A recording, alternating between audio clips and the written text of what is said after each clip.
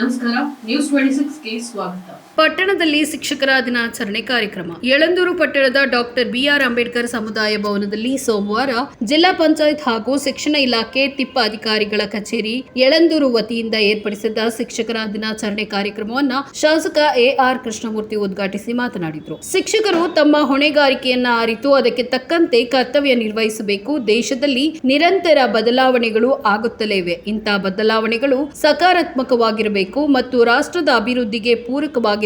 ಶಿಕ್ಷಣ ಕ್ಷೇತ್ರ ಬಂಡವಾಳಶಾಹಿಗಳ ಕೈಯಲ್ಲಿ ಸಿಲುಕ್ತಿದೆ. ಆದ್ರಿಂದ ಶಿಕ್ಷಕರು ತಮ್ಮ ಜವಾಬ್ದಾರಿಯನ್ನ ಅರಿತು ಶೈಕ್ಷಣಿಕ ಅಭಿವೃದ್ಧಿಗೆ ಹೆಚ್ಚಿನ ಒತ್ತು ನೀಡಿ ದೇಶದ ಪ್ರಗತಿಗೆ ಸಹಕಾರಿಗಳಾಗಬೇಕೆಂದು ರಾಜ್ಯ ಸರ್ಕಾರ ಹಾಗೂ ಮುಖ್ಯಮಂತ್ರಿಗಳು ಸರ್ಕಾರಿ ನೌಕರರು ಮತ್ತು ಶಿಕ್ಷಕರಿಗೆ ಆಯೋಗ ಜಾರಿಗೊಳಿಸುವ ಮೂಲಕ ಅನೇಕ ರೀತಿಯಲ್ಲಿ ತಮ್ಮಗಳಿಗೆ ಅನುಕೂಲವಾಗಲಿದೆ. ಅಲ್ಲದೆ ಪಟ್ಟಣದಲ್ಲಿ ಶಿಕ್ಷಕರ ಭವನಕ್ಕೆ ಸ್ಥಳ ಗುರುತಿಸಲಾಗಿದ್ದು ಮುಂದಿನ ದಿನಗಳಲ್ಲಿ ಶಿಕ್ಷಕರ ಭವನವನ್ನ ನಿರ್ಮಿಸಿ ಶೈಕ್ಷಣಿಕ ಕಾರ್ಯಚಟುವಟಿಕೆ ಹಾಗೂ ಶಿಕ್ಷಕರಿಗೆ ಅನುಕೂಲವಾಗುವಂತೆ ಎಲ್ಲಾ ರೀತಿಯ ಸೌಲಭ್ಯವನ್ನ ಕಲ್ಪಿಸುತ್ತೇನೆ ಅಂತ ಭರವಸೆಯನ್ನ ನೀಡಿದರು. ಇದೇ ಸಂದರ್ಭದಲ್ಲಿ ನಿವೃತ್ತರಾದ ಶಿಕ್ಷಕರಿಗೆ ಸನ್ಮಾನವನ್ನ ಮಾಡಲಾಯಿತು. ಈ ಕಾರ್ಯಕ್ರಮದಲ್ಲಿ ಪಟ್ಟಣ ಪಂಚಾಯಿತಿ ಅಧ್ಯಕ್ಷರಾದ ಲಕ್ಷ್ಮೀ ಮಲ್ಲು, ಕ್ಷೇತ್ರ ಶಿಕ್ಷಣಾಧಿಕಾರಿ ಎಂ ಆರಯ್ಯ, ಬಿಆರ್ಸಿಆರ್ ನಂಜುಂಡಯ್ಯ, ಪಟ್ಟಣ ಪಂಚಾಯಿತಿಯ ಮುಖ್ಯಾಧಿಕಾರಿ ಎಂಪಿ ಮಹೇಶ್ ಕುಮಾರ್, ಚಾಮುಲು ನಿರ್ದೇಶಕರಾದ ಕಮರವಾಡಿ ರೇವಣ್ಣ, ಪಟ್ಟಣ ಪಂಚಾಯಿತಿ ಸದಸ್ಯರಾದ ಬಿ ರವಿ, ಸರ್ಕಾರಿ ನೌಕರ ಸಂಘದ ಅಧ್ಯಕ್ಷರಾದ ವೈಎಂ ಮಂಜುನಾಥ್, ಜಿಲ್ಲಾ ಪ್ರೌಢಶಾಲಾ ಶಿಕ್ಷಕ ಸಂಘದ ಜಿಲ್ಲಾಧ್ಯಕ್ಷ ವೀರಭದ್ರಸ್ವಾಮಿ, ಪಿ ಸೋಮಣ್ಣ, ಶಿವಾಲಂಕಾರ್ ಹಾಗೂ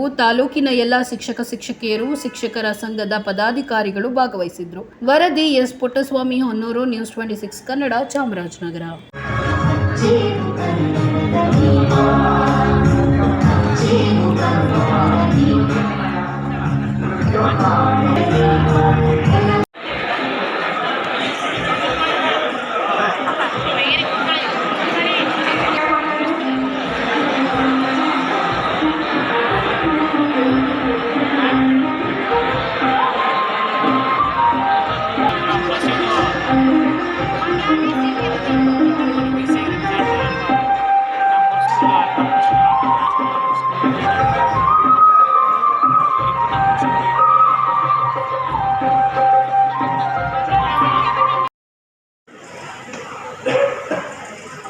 ಅದನ್ನು ಚರ್ಚಿಸಿ ಎಲ್ಲ ಗೌರವಾನ್ವಿತ ಸದಸ್ಯರುಗಳ ಒಪ್ಪಿಗೆ ಮೇರೆಗೆ ತೀರ್ಮಾನಿಸಿ ಈಗ ನೂತನ ಅಧ್ಯಕ್ಷರು ರಚಿಸುವವರು ಮತ್ತು ಇತರ ಎಲ್ಲ ಗೌರವಾನ್ವಿತರ ಒಂದು ಸಹಕಾರದೊಂದಿಗೆ ಆ ಒಂದು ಶಿಕ್ಷಕರ ಭವನಕ್ಕೆ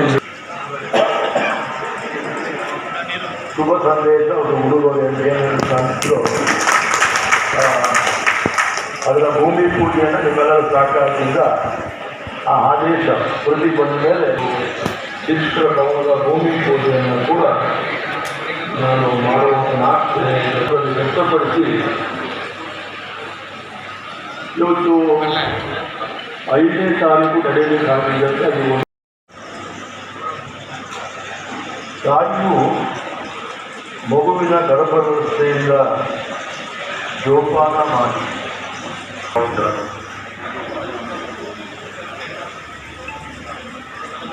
ಮಗುವಿನಿಂದ ಪ್ರೌಢ ವ್ಯವಸ್ಥೆ ತಲುಪಿ ಪದವಿ ಪಡೆದಿರುವವರೆಗೆ ಆಧುನಿಕ ಶಿಕ್ಷಣ ವ್ಯವಸ್ಥೆಯಲ್ಲಿ ಶಿಕ್ಷಕರ ಪಾತ್ರ ಬಹಳ ಪ್ರಾಮುಖ್ಯವಾಗಿರ್ತಕ್ಕಂಥದ್ದು.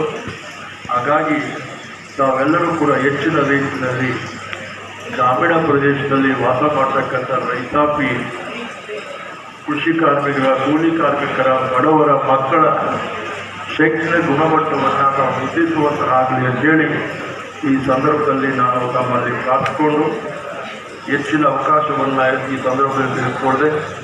ಇನ್ನೂ ಕೂಡ ನಾನು 2 ಸಭೆಗಳಲ್ಲಿ ಭಾಗವಹಿಸೋದ್ರಿಂದ ನಾನು ಇನ್ನೂ ಕೂಡ ನಿಮ್ಮಂತೆ ಊಟ ಮಾಡಿದೆ ಅದರಿಂದ ತಮ್ಮೆಲ್ಲರೂ ಕೂಡ ಶುಭಾಶಯವನ್ನು ಕೋರಿ ಶಿವಕುಮಾರ್ ಅವರಿಗೆ ಅವಕಾಶವನ್ನು ಕಲ್ಪಿಸಿಕೊಟ್ಟು ನಾನು 2 ಮಾತು. ಅದು ಒಂದು ಪ್ರೈವೇಟ್ ಸ್ವಲ್ಪ ಆಗಿತ್ತು. ಅದೇಕೆಂದರೆ ಒಂದೊಂದು ಧರ್ಮೀಯರು ಅವರವರದೇ ಧರ್ಮದ ಕೇಂದ್ರಗಳಲ್ಲಿ ಎಜುಕೇಷನ್ ಕೊಡುವಂಥ ಸಿಸ್ಟಮ್ ಇರ್ತಾ ಇತ್ತು ಏನ್ಷಿಯಂಟ್ ಇಂಡಿಯಾದಲ್ಲಿ. ಈಗ ಬ್ರಾಹ್ಮಣರು ಗುರುಕುಲಗಳಲ್ಲಿ ಶಿಕ್ಷಣ ಕೊಟ್ಟಿದ್ದರು, ಬೌದ್ಧರು ವಿಹಾರಗಳಲ್ಲಿ, ಜೈನರು ಅವರ ಚೈತ್ಯಾಲಯಗಳಲ್ಲಿ, ಮುಸಲ್ಮಾನರು ಅವರ ಮದರಸಗಳಲ್ಲಿ ಈ ರೀತಿ ಶಿಕ್ಷಣ ಕೊಟ್ಟಿದ್ದಂಥ ಕಾಲ ಹಂಗೆ ಇಟ್ಟಿದ್ದು ಭಾರತದಲ್ಲಿ. ಈ ಥರದ ಒಂದು ಸಿಸ್ಟಮ್ ಇದ್ದಾಗ ಎಲ್ಲರಿಗೂ ಓದುವಂತ ಚಾನ್ಸ್ ಇರಲಿಲ್ಲ. ಇನ್ನಷ್ಟು ಸುದ್ದಿಗಾಗಿ ನೋಡ್ತಾ ಇರಿ ನ್ಯೂಸ್ 26 ಕನ್ನಡ. ನಾವು ನಿಮ್ಮೊಂದಿಗೆ.